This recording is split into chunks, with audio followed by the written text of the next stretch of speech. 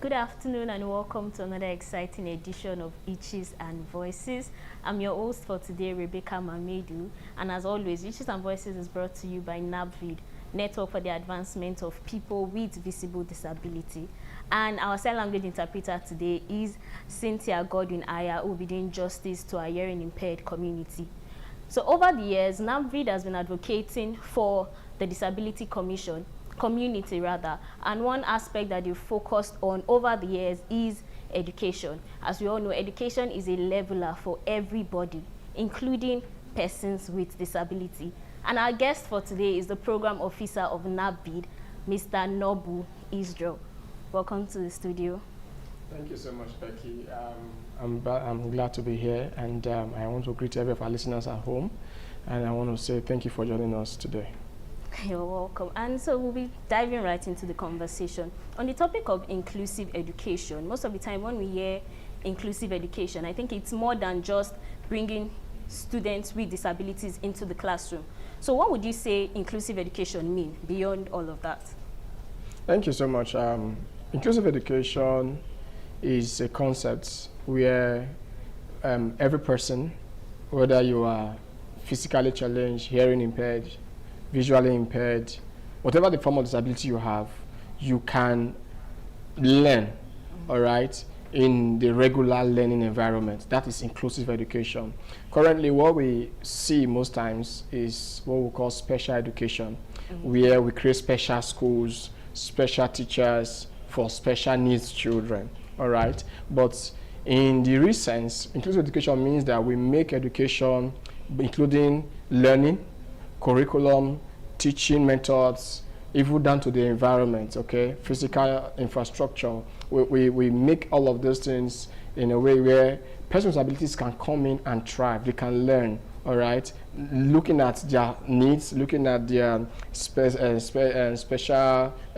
condition. They can have that environment where they can learn, and the learning provides for them the need to feel included, all right, not excluded. You know, when you have special education and they are just separate, you know, it makes them feel, oh, we are different, right? So the essence of inclusive education is inclusion, that they are part of us, all right? They are learning from us. We are learning from them, so we are together. So there's no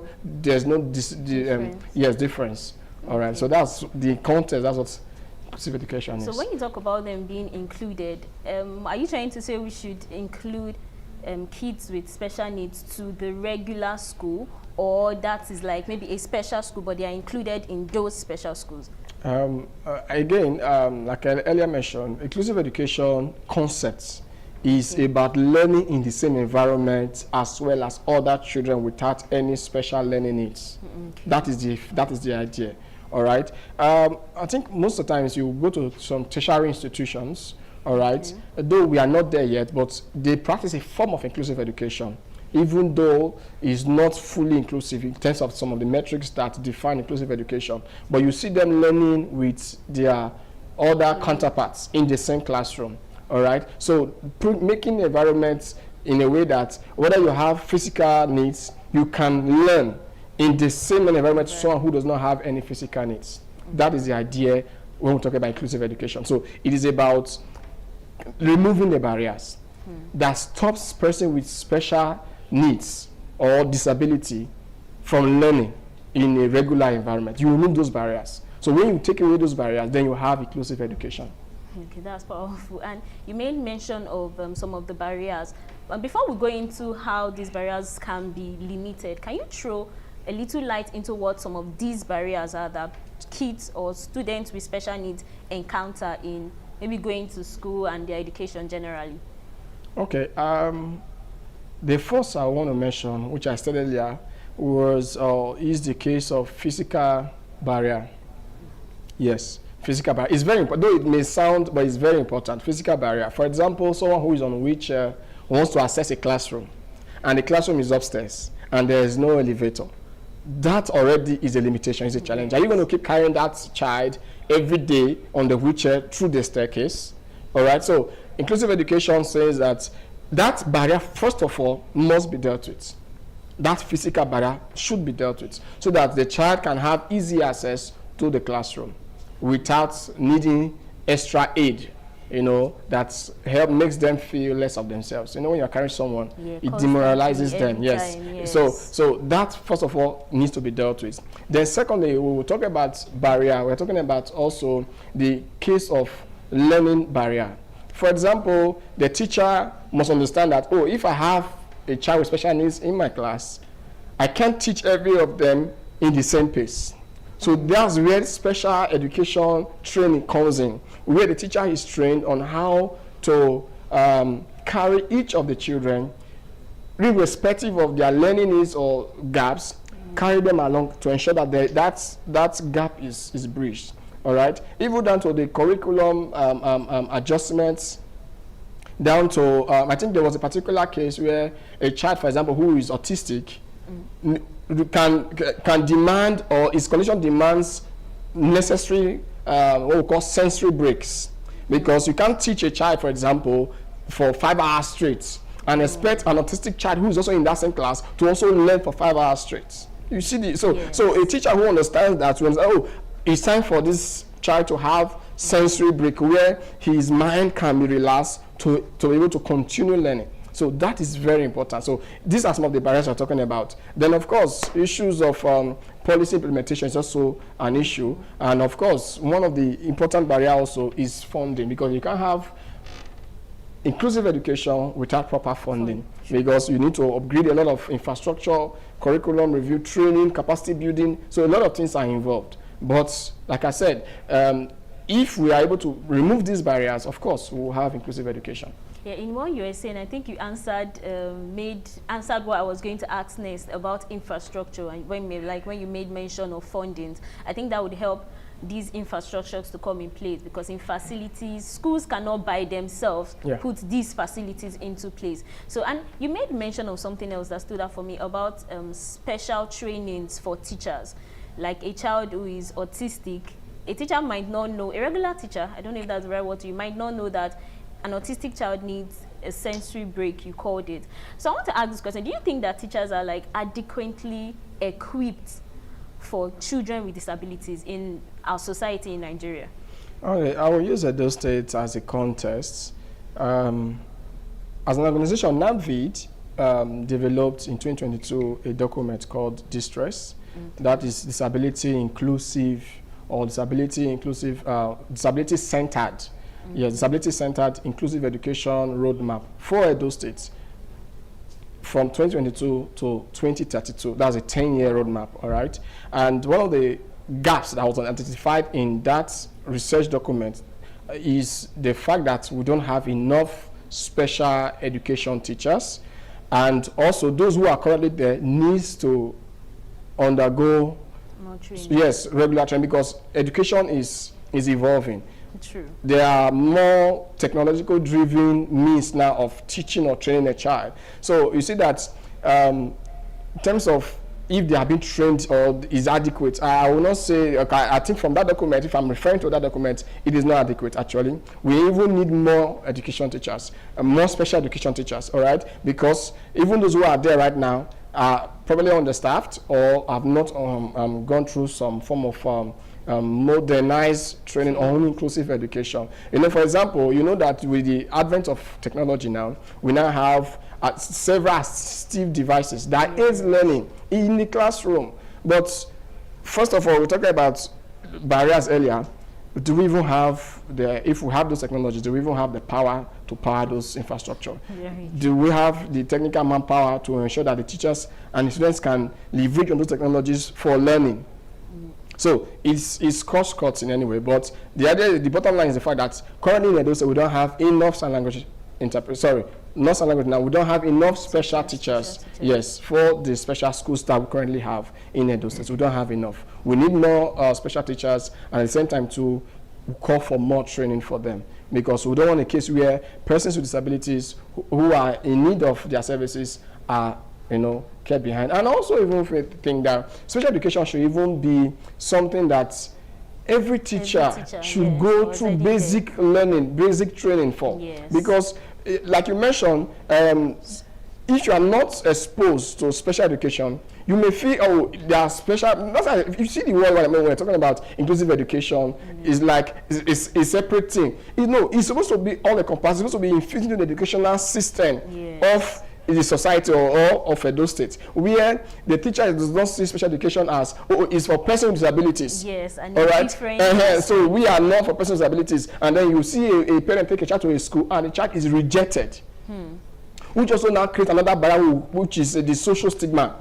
And say, no, your child cannot learn in my class because your child has a disability. Because the teacher actually feels helpless. It's not her fault because she doesn't know how to manage or handle that child. So it's important that we look at our educational framework and make special education or inclusive education the focus. Every teacher should go or undergo a basic course on special education, on inclusive education, so that when you eventually have a child who's autistic, or a child who have Down syndrome, or a child who has physical disability or hearing impaired, you know how to manage them, how to handle them. That is the focus of inclusive education, where we remove is about removing barriers, social barrier, physical barrier, whatever form of barrier that limits learning of a child with disability. That is the goal. I was, immediately when you said it, I had to concur, because that was exactly what was in my mind. How it would be very important if you can integrate special education into the regular education in university. It can be a course, maybe a particular year, you do research on it and learn more. I think it can help cover the gap that we have currently in special schools, especially for the teacher. So can you throw more light into, I think you called it distress research. Was it a research that NAVID conducted? Can you tell us more about that? All right. I think in 2022, NAVID, in partnership with the Edo State's Ministry of Education, and of course the Edo State SUBEB, we were able to conduct that research. It was a research, and the research was majorly identifying gaps currently in Edo State's special education sector, and at the same time proposing a roadmap. A roadmap is like a strategy to achieve inclusion in the next 10 years. All right, and like I mentioned, that document is very handy, and I believe that I want to see the opportunity to also call again on the Ministry of Education and of course the SUBEB, Edo State SUBEB, so that they can look again at that document. Because for me, I feel special education in Edo State is almost like as it stands still. Nothing much is happening in that regard, in that sector. There's no new investment in that regard. There's no new support going in that direction, and we believe that through that document, it can provide that needed support to call for partners, how they can advance special and inclusive education in Edo State. So what we are looking at is the fact that that document in itself is a working document. It is still operational, at least from 2022, like I mentioned, till 2032. All right, so, and if you look at that document, it went as far as speaking to physical infrastructure, it went as far as speaking to capacity building for teachers, even down to curriculum review, talking about funding and all of that. I know some time back there used to be disability special education desk at the Ministry of Education. I don't know if that is still existing right now. I'm not sure there's even a department for it. All right, but it is like I'm using this opportunity as an avenue to call for the Edo State government, especially through the state's Universal Education Board, SUBEB, so that they can begin to look at special education as a critical component of learning. Also, we also look at in that document that we also identified that one of the gaps we also saw is that most of the special schools that are in existence right now are concentrated in the urban centers. All right, so those who are coming from some interiors or part of the state cannot access special education. We're not talking about inclusive education now, but you see that we have more schools compared to special schools. So if we now say the goal is to achieve inclusive education, it means the focus will now be transforming those regular schools to be more accommodative. Accommodating for special needs children, so that we will not be looking at building more special schools. We'll be thinking of upgrading the current existing schools to fit in, to accommodate special needs children. You see the logic. So I find that that's what the document was actually proposing in the long-term period of the 10 years. So that's what the document is about. It's about calling on stakeholders, especially the Edo State government, to the Ministry of Education, and of course the state's Universal Basic Education Board, to look at special education as a critical sector. Like you mentioned earlier in your introductory speech, you said that special education is a leveler. education itself is a leveler for persons with disabilities, because on a normal day, persons with disabilities go through challenges, learning, mobility, you know, even not economic, a lot of things. But if you want to empower them, is according to if I'm quoting Melody Omosana, that's the director of NAVID, he will always use a word that for persons with disabilities, education is a leveler, and at the same time, too, education for persons with disabilities is giving them the empowerment, the capacity to contribute to the proverbial national cake than just be spectators or giving them handouts. So we are now going to be moving from just not just say, okay, we're just going to be handing out what we feel is good for them, but giving that opportunity to try, that to grow, to contribute, because they've been exposed to learning. So, oh, but they are visually impaired. How can they see? They have assistive devices that enables them to learn. How can they move to and fro? Don't worry about that. Just provide the environment. You understand? Yes. Provide they are not helpless. Persons with disabilities are not helpless. They have capacity. They have capacities in them. They have mental capacity. Even someone who may have what's it called, mental or intellectual disability, have some level of capacity to learn. Yeah. So, but if all we need to do is to provide the environment for them, for where they can learn and grow, be inspired to achieve that innate capacity God has put in them. Yes, I think in a closed word, it's just saying that we should move beyond charity. Because a lot of times, most people want to reduce persons with disabilities to just giving alms, charity, and looking like they cannot by themselves be a part of society and give to society. I want to take you back to something you said. You made mention of the curriculum being a part of the distress document. Can you throw more light? Are you saying that it should be like a different curriculum for special schools, for students with disability, like completely different from other students? Okay, I will not say that. If we are saying that, it means we are taking ourselves back again to special education and separating ourselves from inclusive education, which is the focus. Yes. All right. Inclusive education is a miss, where when you are designing curriculum, you factor in the learning pace, the learning needs of special children. What I mean children with disabilities.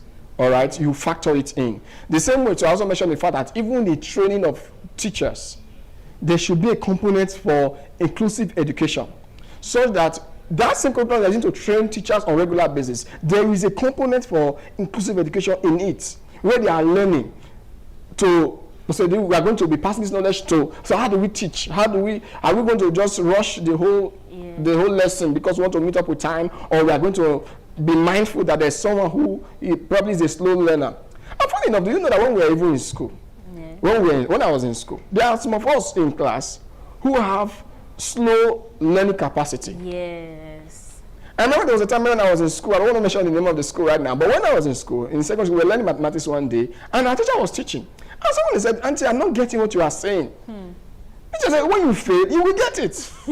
No, you can imagine that kind of statement. Yeah. When you fail, you will get it. So, but that's not all to know. If the teacher understand the concept of inclusive education, we say that we are not all at the same learning pace. Yes, that's true. So right now, if you don't catch up, you fall behind. It should not be that way. Inclusive education says that no one should be left behind, gaps should be covered, and no one should be excluded in any way, in any form. So you provide for the one who is a fast learner, you also provide for the one who is a slow learner, so that they can all flow at the same level. Case. So that is the idea. So when we say curriculum revision, is the fact that whoever curriculum we are designing should be in a way that it can serve both persons with disabilities and, of course, those without learning or whatever form of disabilities. Yeah. That is the idea. And from the story you mentioned, I think one disadvantage of disabilities that are not visible is that most of the time we do not actually know that there is a problem here. And I think a lot of there might be some students that have maybe mental or intellectual disability, and they might not just catch up as fast as other students. And at the end of the day, they might push them aside that school is not for them. Thank you. That's the word. School is not for you. So go learn a trade, go learn a business, removing the fact that education plays an important role in the life of everybody. And I think this is where assistive devices come in. Can you help us throw a little light into that? Because what are the assistive devices that is needed or that is being used in schools by students with disabilities? All right, I'll give a story. There was a time we went for a program, myself and my executive director, to Abuja. On our way back, we had a judge with us who was flying back with us from Abuja to Benin. And then she saw Barrister Mele Damosa just operating his phone unaided. And she was like, how are you operating this phone without any aid? It was surprising. And then he told her, of course I can operate my phone with the aid of technology. There's a voice app called Siri that was in that phone that was describing everything he was doing on the phone. Now for learning, for visually impaired, they use braille machines, where they can read dotted lines on a paper and can read as fluent as you who is reading and looking at the paper or the text that have been typed on the paper. They can read as fluent. So if you want to give them a chance at learning, it means that braille is a very vital component for visually impaired learners.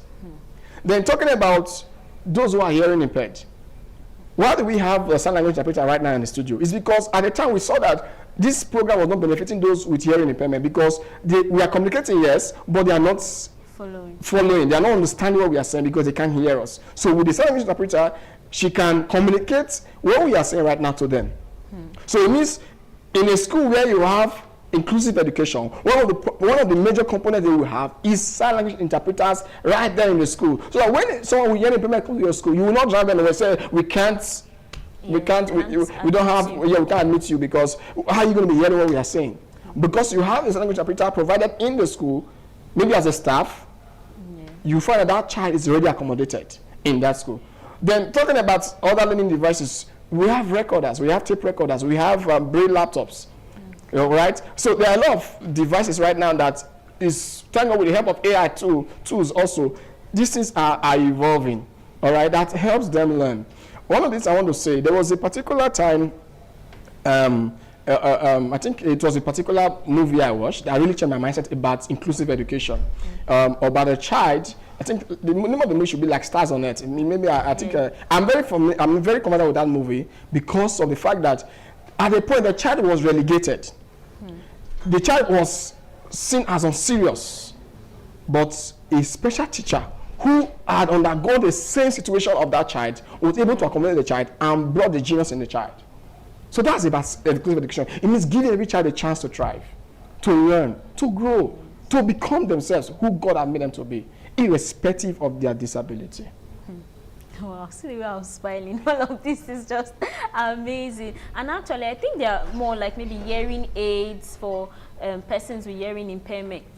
I feel like technology has brought a lot of things that it is not even proper to say that a child should be denied the access to education, because there is technology, there are innovations, people are doing research every single day to better make all of this, better make education more accessible. Oh my goodness, it has been an amazing time in the studio, and I wish we could go on and on and on. So very quickly, if there is something, what is one word or one message you would like to leave with teachers, parents, advocates, or our audience that have been following this conversation all through since we started right now? Like, what's a word or a statement that you'd want to leave with them? All right, for the government, I want to say this, that inclusive education should be the goal, not just to have something by the side called special education. Inclusive education should be the goal, is what is practiced everywhere in the world. Then secondly, to our teachers, please be more accommodative. Every child does not have the same learning speed, the same learning capacity. Be patient with the one who is a fast learner, at the same time, the same way you also accommodate those who are slow learners. Then also to our parents, please, your child with disabilities is not incapacitated. All it needs is the right environment that will make him stay motivated to keep learning, to keep thriving, to not feel useless about himself. That's what I want to say. Thank you. Thank you very much, Mr. Isjo. It has been a very exciting session in the studio today. And I think we've learned a lot about from assistive technology to inclusiveness, and how at the end of the day it is not so difficult. The world is changing, the world is moving, and education being a leveler is what should be provided to every child, disability or not. And this is not the age where we keep a child with disability inside the house just because, okay, he shouldn't go to school, what would he amount to or thereabouts. Times have changed and things have been made available. And I would like to say, if you have a child with disability, NAVID's office is at 34 Arosa Street off Sampomba Road. In case you want to visit us, you have any question to ask, we are always available to talk to you or to advise you on what you should or can do. Thank you very much for joining us today, and remember, spot a itch and be a voice. Thank you.